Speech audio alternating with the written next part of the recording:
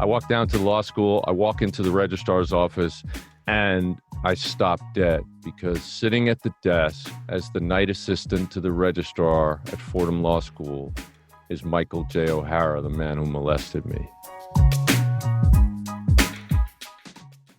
Welcome to Secret Life Podcast. I'm Brianne Davis-Gant. Mark and I are blown away by the tremendous support on the heels of our 150th episode. We're excited to welcome thousands of new subscribers and wanted to share a few of our past listener favorites. Thank you again for subscribing, favoriting, and sharing. Now sit back and enjoy the show. Shh. Welcome to the Secret Life Podcast. Tell me your secret. I'll tell you mine.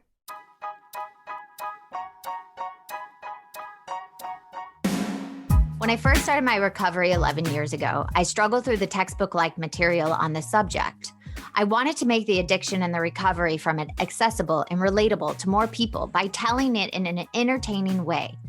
Well, I'm super excited to announce I've released my first book, Secret Life of a Hollywood Sex and Love Addict. If I can help just one person find a solution or at least realize they're not broken or alone, then writing this has been worth it. You can pick up the book exclusively at Amazon or signed copy at secretlifenovel.com. And the best way to support our podcast is to subscribe and share. If you haven't left a review or rating on Apple Podcasts yet, please do. It'll help more people find our show. And if you want to be a guest, shoot me a note at secretlifepodcast@icloud.com. Enjoy the episode.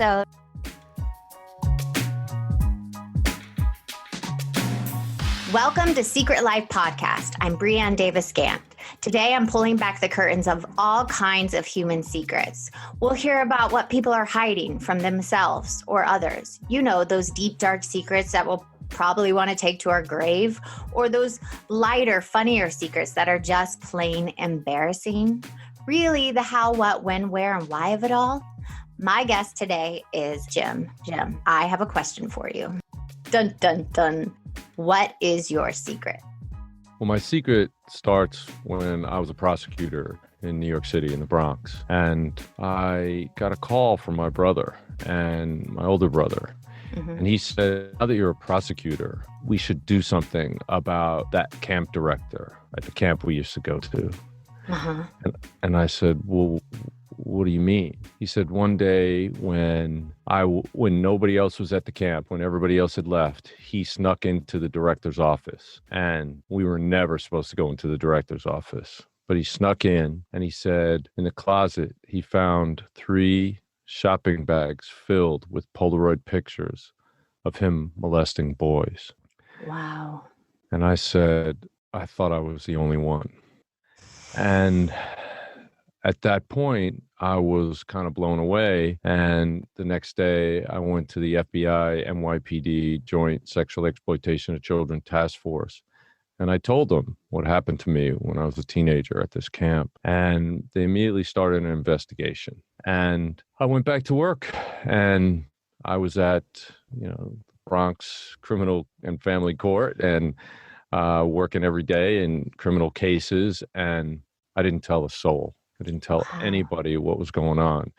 And as the days turned into weeks, turned into months, the agent that was running the investigation told me that they have tracked this guy to 13 different Catholic schools over the course of 23 years. And each time there's an allegation of sexual victimization, he's confronted, he resigns on the spot, and they let him walk away, going down to the next school, right down the street, and hunting again.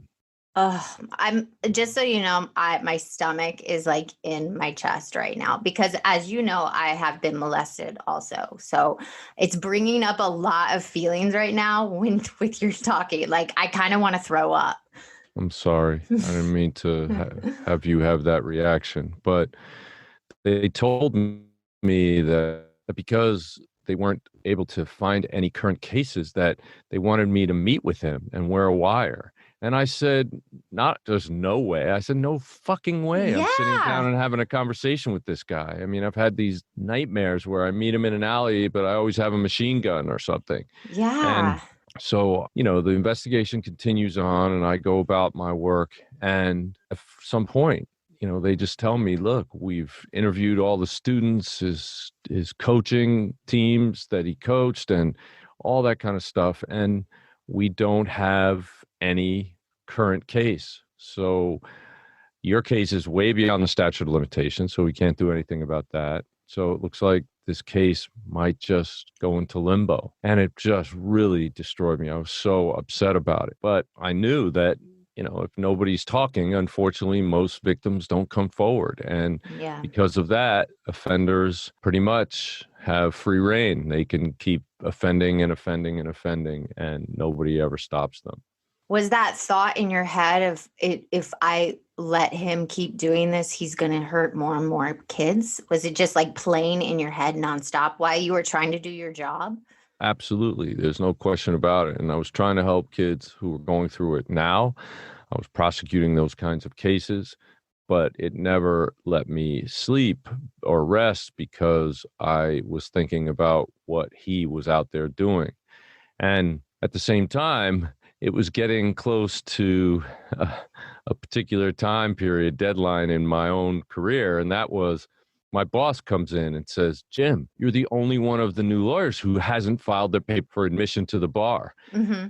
And that just means that when you're a prosecutor for a city or state, they typically give you an 18-month buy. In other words, they need prosecutors so badly that they allow you, once you pass the bar, which I had done, to actually start trying cases right away, because the application to get into the DA's office or the corporation counsel where I was is the same as the bar. Mm-hmm. So they just let you go right into prosecuting and you have 18 months to file your paperwork. And I hadn't done it yet because the paperwork is basically 25 pages of everything there is to know about you, every place you ever went, every place you ever lived, every place you ever worked, all your family members, everything.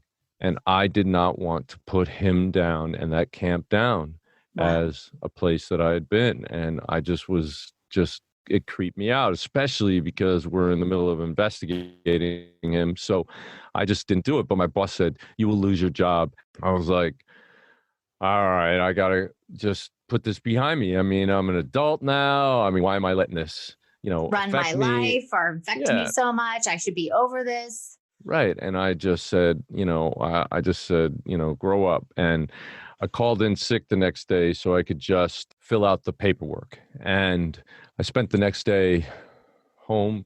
I called in sick. I filled out all the paperwork, getting all those addresses and dates of my travel and every place I had worked and all that information. And you have to attach your law school transcripts to this and then send it into the bar. And the bar is the organization that licenses lawyers for practice. So since my law school was just 6 blocks away, Fordham University School of Law, from where I lived, I'm close enough to where I could walk down there and go to the registrar and have them give me the record. So I walk down to the law school, I walk into the registrar's office, and I stopped dead because sitting at the desk as the night assistant to the registrar at Fordham Law School is Michael J. O'Hara, the man who molested me. No. I was in shock. I had just convinced myself that he'd never be in my life, that this is ridiculous. Why are you worried about this? I felt like I walked into the Twilight Zone. It was really like impossible. How bizarre. I literally stood there. My jaw hit the floor. Half of me wanted to launch myself over the desk and kill him.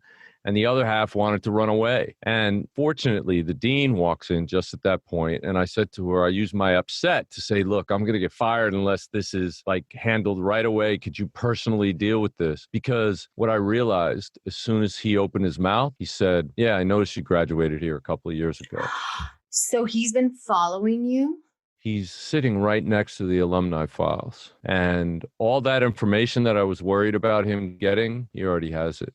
It was horrible. So when the dean was going through the stuff, I wanted to write on a piece of paper, fire him. He's a pedophile. He's a sex offender. But I was like, I just was too scared to do it. It was too much of a secret. And so when she said she would take care of it and I started to leave, as I was walking out, he said to me, oh yeah, I was sorry to hear about your mother's death. couple of years ago. And that was it. I just lost it. I was so pissed off because he was the reason why I had never resolved the conflict between me and my mother. Because when I was a kid, she would say to me, Jimmy, you used to be such a happy kid. What happened? What's wrong? And I could never tell her. I could never use those words. And so... Did you feel like holding that secret from your mom disconnected you from her? Absolutely. Not only that, but I mean, physically, I just kept her away from me so she wouldn't keep asking me. And I just stayed to myself. I became and you shut down, just introvert. Yeah, absolutely. And it's like he killed your soul a little bit.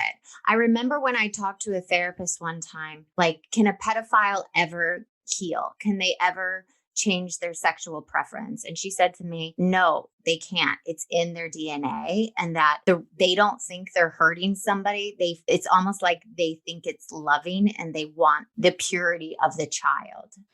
Well, there's certainly truth to that, but there's a spectrum of child sex offenders. They're not all pedophiles, and certainly he wasn't a pedophile. Pedophiles are people who are only sexually attracted to prepubescent children. Anybody who reaches the age of puberty is no longer sexually interesting to them. But preferential child sex offenders can be sexually attracted to children as old as 17. They're still children. And there are two different types of sex offenders. There are two different polar opposite ends. One is situational. These are offenders who aren't legitimately sexually attracted to children, but will take advantage of children sexually if they're available and they want to. And the other side is people who are definitively going to the parks, going to those specific places to find. But they're preferential, are actually sexually attracted to children. And there are people who are only sexually attracted to children. However, there are others that move back along that spectrum who are sexually attracted to age-appropriate people and to children. So there's a whole spectrum of behavior. And I learned this over the course of my career. But at that moment, I made up my mind when he said that about my mother, and I knew that he's the reason why she died without me being able to resolve the conflict between us.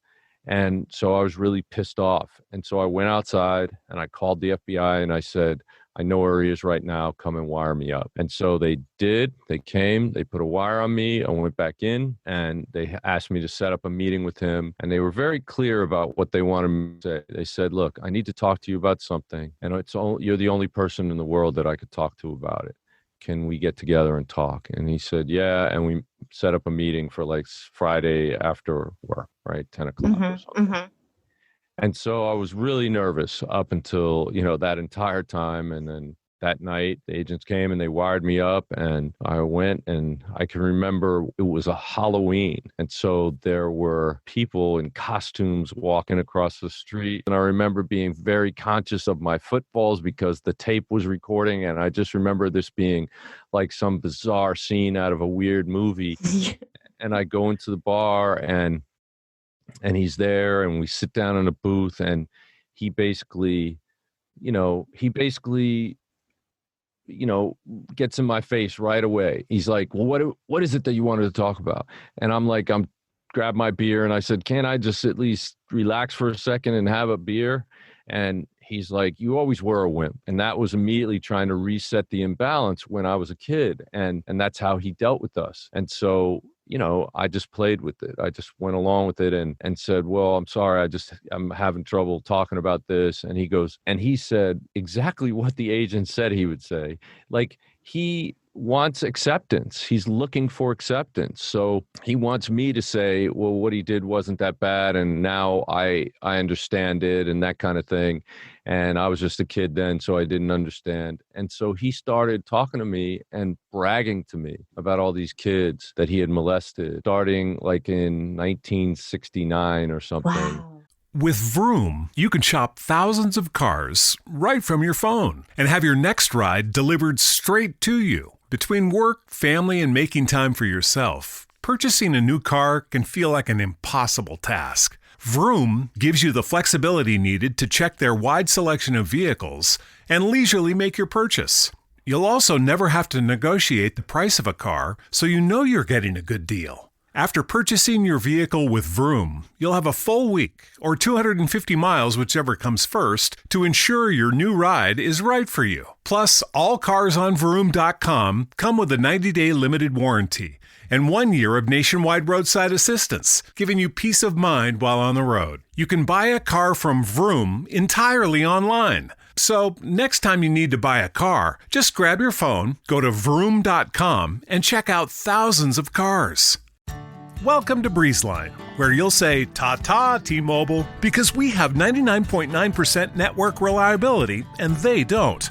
That's right. Time, weather, or even streaming in a basement won't affect our superior service. That's because we have real internet, backed by our fiber-powered network. And T-Mobile, well, they just have a 5G cellular network. So for a limited time, find your perfect speed with prices starting at $19.99 a month for 24 months. Terms and conditions apply. Go to breezeline.com to learn more.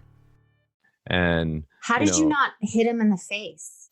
Well, because I knew that, I was trying to make a case against them. And I also knew that there was an FBI agent and 2 detectives sitting right near me and that it wouldn't be a good idea. So met with him for 2 hours and 47 minutes that night. And then he only told me about cases that were well beyond the statute of limitations, though. So I had to meet with him 5 other times. And finally, on the 6th time, I went to his house, and I was really scared to do it, but I did. And while I was there, I went to the restroom, and I could see into his room, and there was a table with a picture, and on the picture was a frame that said "Congratulations," and it was this kid shooting a basketball, and I could see his number. Let's say his number was 47. I could see that number, and I knew that this is probably a special kid to him.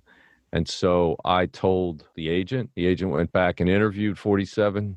He denied having been victimized, but the agent didn't give up. He went back to the principal and said, "Is there anybody else from this team that I haven't talked to yet?" And she said, "Well, there's the scorekeeper, but he never really played on the team."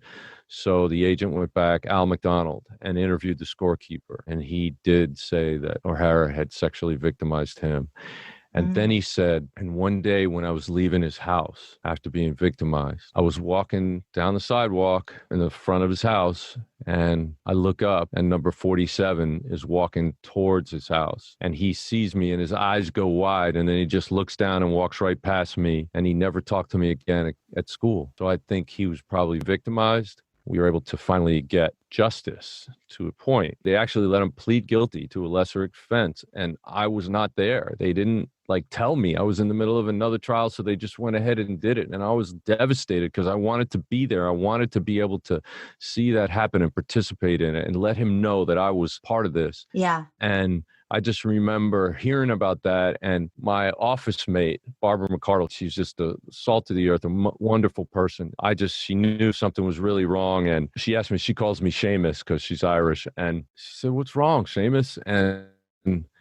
And I just started telling her, and I just broke down sobbing in her arms and sobbing on her shoulder, and she was just so good because I didn't want anybody to know, anybody that I worked with, because I didn't want to be labeled a victim. Right. And so fortunately, though, a couple weeks later, they had the sentencing. And the night before sentencing, I found out that the sentencing report was going to say that they recommend probation. And I asked the probation officer, because she worked in the same courthouse I did, why that was. And she said, "Well, the defendant said that's what they promised him." And I said, "Did you check with the district attorney? Did you check with me, the victim in the case?" And I pick up the phone and I call the commissioner of probation, who was my old boss and a good friend of mine, who's now her boss. And I tell him, and she could hear him yelling over the phone, either she rewrites that probation report or she writes her resignation letter. So she rewrote it, but the judge had already called up and already heard that it was going to be probation, already told the defense attorney it was going to be probation. So the next morning I went to the judge's chambers and I explained to him the whole thing. I gave him a new report, and he said, "This is horrible. I'm going to give him jail time, but I can't give him much." So he gave him a 5-year split sentence, which means he spent about a year in jail and the rest on probation. And what he did was he told his family and friends that he was just going on sabbatical, saying that he was in Europe traveling around, instead of saying that he was in prison. But the good thing was that I was able to actually come out of the chambers with the judge. and walked up to him in the court. And he tried to shake my hand and say, "Oh, you didn't need to do this. I was going to quit teaching." I smacked it away. I said, "Don't even think that you Yeah. can fool me anymore. I'm not some stupid kid. I'm going to be watching you for the rest of your miserable life. This was a slap on your wrist. Don't ever go near another kid again." And I was able to walk out the door and slam it in his face and just basically start a new chapter in my life. Wow. What I didn't expect was that when the agent took me to breakfast or lunch after court proceedings that I did, we're sitting there and he says, "You did a great job, and, you transcribed tapes and you helped us with the investigation. You did undercover work, that's all great." And he pushed a stack of papers over to me. And I said, "What's this?" He said, "It's an application to the FBI." And I literally said this: "They would take me even though I was a victim?" And he's like, "Of course, you're a victim of a crime. That says nothing about you. Of course you would." Wow. Even with that, someone had to tell you that. Right. Yeah. That began the beginning of transforming a tough situation that I was in and a secret that I was keeping from everybody to something that I'm not ashamed of anymore. And when I went to the FBI Academy, that agent was transferring out of New York, and they actually assigned me to his spot on that very squad. Wow. So I became an agent working to help investigate and put away child sex offenders. And everybody I worked with already knew. So I didn't have anything to hide from anybody. And it was just such a transformation in terms of going from thinking I had to keep this secret to become a professional to using what I knew, my experience as a professional. And it just made all the difference in my life. That was a turning point that I can't ever thank them enough for. And I mean, you said so many beautiful things, and I didn't want to interrupt, but I also want to look at why you held the secret for so long. I like to look at the 7 deadly sins. There's pride, greed, lust, gluttony, envy, anger, and sloth. Do any of those connect to why you held that secret for so many years? Well, I think, on his part, it was lust. On my part, I guess it could have been pride.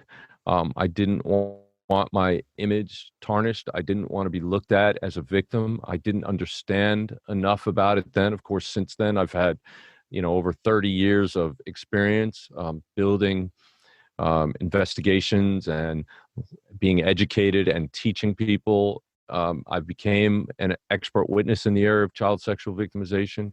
I've testified in many trials and in many thousands of affidavits.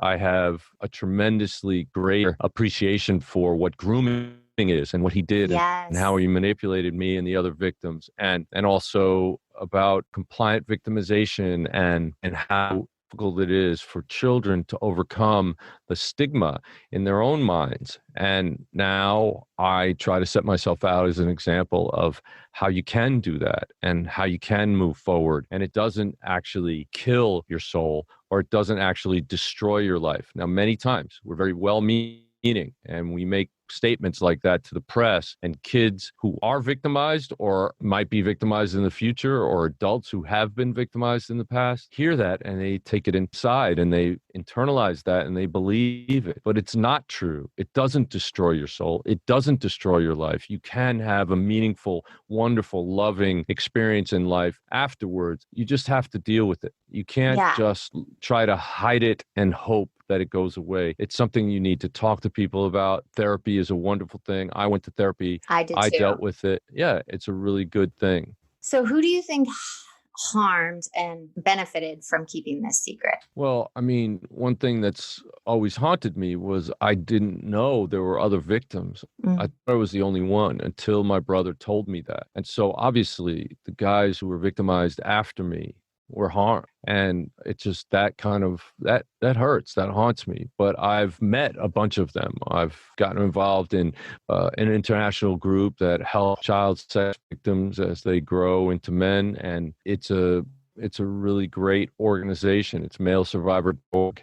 And I've met a number of guys who were victimized by O'Hara, and we have sort of a loose network of friends who will support each other and talk to each other when issues come up. So there's that, and this past year, New York State opened up the statute of limitations for 1 year for child sexual victimization crimes. And so a bunch of us got together and we filed a lawsuit against the Catholic Church for moving him around from school to school to school. That's so not great. doing anything. Yeah, not doing anything to protect children in the next school. So hopefully that will, one of the things we're asking for is that churches are mandated reporters, and they are not allowed to do internal investigations, and they're not allowed to sign settlement agreements with victims and survivors, that they can't talk about it.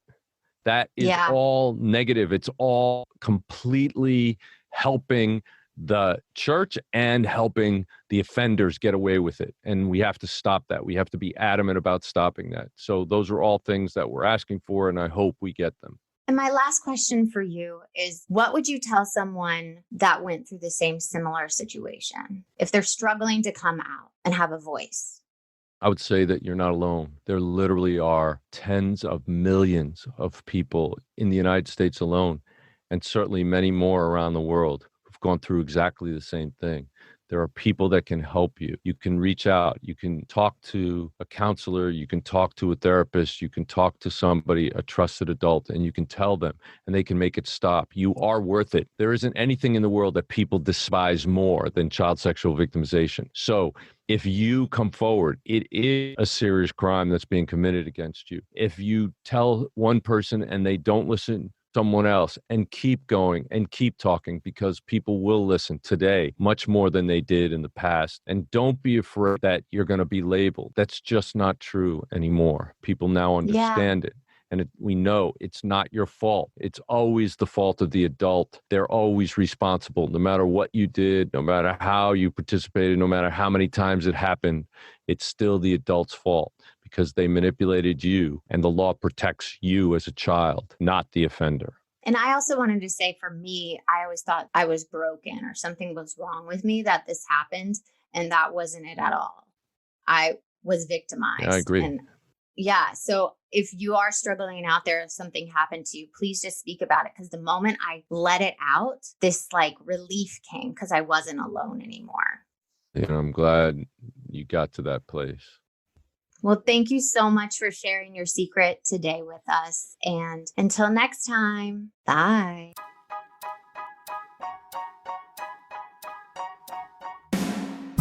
Thanks again for listening to the show. Please subscribe, rate, share, or send me a note at secretlifepodcast.com.